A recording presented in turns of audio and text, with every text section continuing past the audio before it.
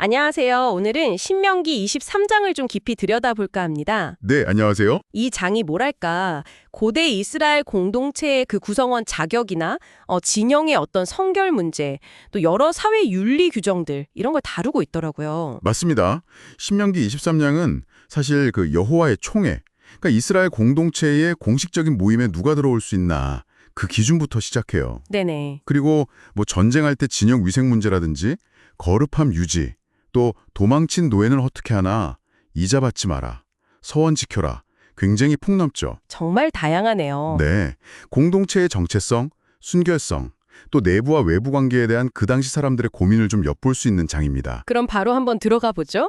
그 처음에 여호와의 총회에 들어올 수 없는 사람들, 이 교정이 좀 눈에 띄는데요. 네, 그렇죠. 뭐 신체적인 손상, 고환이 상했거나 음경이 잘린 사람, 그리고 사생자, 또 특히 암몬 사람, 모압 사람은 뭐 10대는 물론이고 영원히 안 된다. 이렇게 딱 명시되어 있어요. 네. 이게 왜 이런 규정들이 있는 걸까요? 좀 강하게 들리는데요.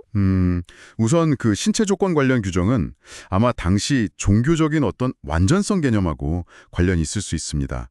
뭐랄까 제사장 규정 같은 데서도 좀 보이는 그런 거죠. 아, 완전함. 네. 그리고 사생자 규정은 역시 혈통, 또 공동체의 어떤 질서를 중요하게 여겼다는 걸 보여주고요. 그렇군요. 그리고 이제 암몬과 모압 사람 배제 규정은 좀 더 구체적인데요. 그 역사적인 배경이 있어요. 역사적 배경이요. 또 제공 안 하고 심지어 발람이라는 선지자를 돈으로 매수해서 이스라엘을 저주하려고 했거든요. 아, 그런 일이 있었죠. 그렇죠. 근데 하나님이 그 저주를 복으로 바꾸셨다. 이 점도 성경은 강조하고 있고요.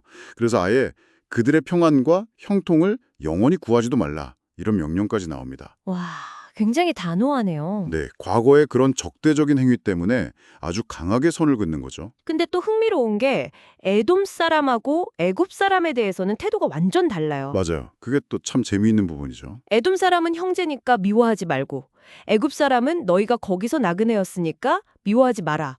이렇게 말하고 심지어 3대 우소는 총회에 들어올 수도 있다. 네, 맞습니다. 이 차이는 대체 어디서 오는 걸까요? 아니, 애굽은 사실 적대국 아니었나요? 바로 그 지점입니다.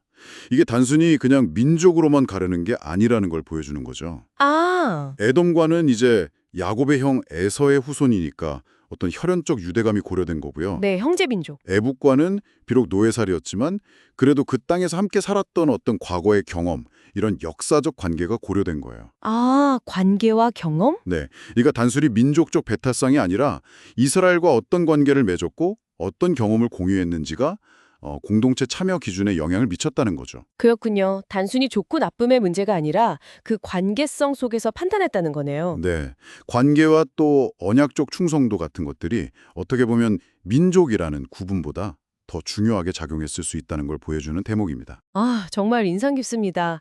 이런 섬세함이 다른 규정에서도 좀 나타날까요? 예를 들면 그 전쟁할 때 진영의 성결 문제, 이건 또 어떻게 다루나요? 네, 그 진영의 성결 규정도 상당히 흥미로운데요. 네. 밤에 혹시 뭐 몽설같이 부정한 일이 생긴 사람은 일단 진영 밖에 나갔다가 저녁에 목욕하고 다시 돌아와라. 이런 규정이 있고요. 오, 구체적이네요. 네, 그리고 또 배설물은 진영 밖에 딱 정해진 장소에 보고 가지고 다니는 삽 같은 걸로 파서 덮어라.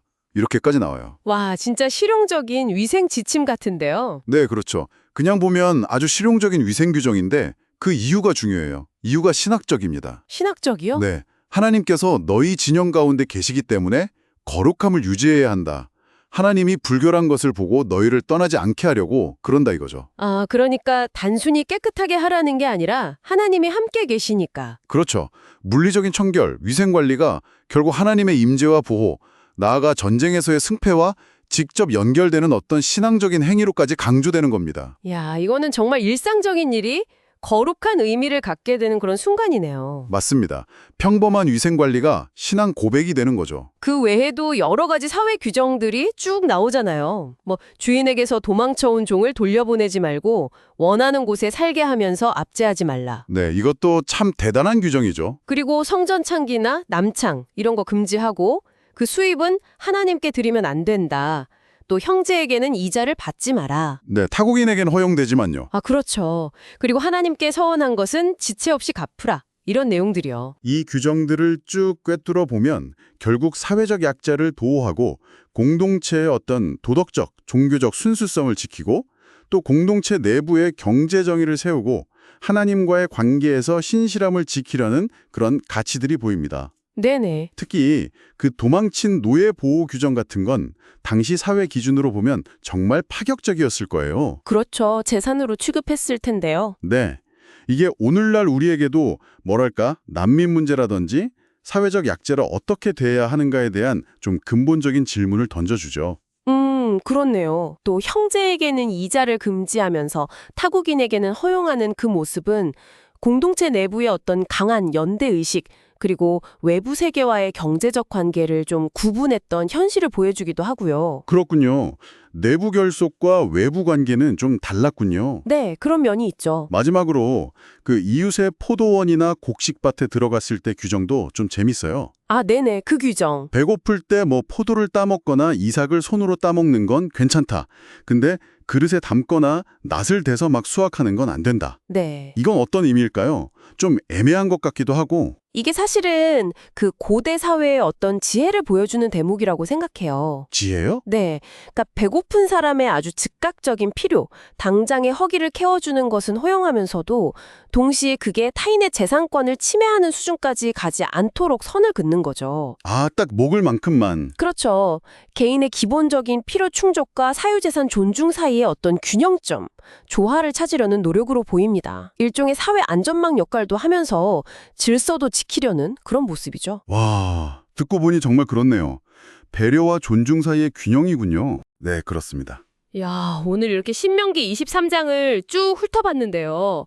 정말 공동체의 경계를 어떻게 설정할 것인가 하는 문제부터 시작해서 전쟁이나 일상생활에서의 어떤 성결 유지, 또 사회적 약자 보호, 경제 윤리, 약속 이행의 중요성까지 정말 다양한 삶의 영역을 다루고 있네요. 네, 그렇죠. 고대 이스라엘 공동체가 중요하게 여겼던 가치들, 또 그들이 가졌던 고민들을 아주 생생하게 느낄 수 있었던 것 같습니다. 맞습니다. 이게 다 오래전 규정들이지만 그 안을 자세히 들여다보면 의례적인 것뿐만 아니라 윤리적이고 또 실용적인 관심사들이 아주 복합적으로 얽혀 있어요. 네. 그래서 오늘날 우리가 속한 공동체는 어떤 기준으로 구성원을 정해야 하고 있을까? 또 우리 공동체가 중요하게 여기는 가치는 어떻게 지켜나가고 있을까? 개인의 필요와 또 공동체의 책임은 어떻게 조화를 이루고 있을까? 이런 질문들을 던져보게 되죠. 그렇네요. 특히 이런 어떤 근본적인 텍스트들이 여전히 우리 사회에 영향을 미치고 있다면 그 영향은 또 어떤 모습으로 나타나고 있을지 한번 쭉 곱씹어 볼 만한 질문인 것 같습니다.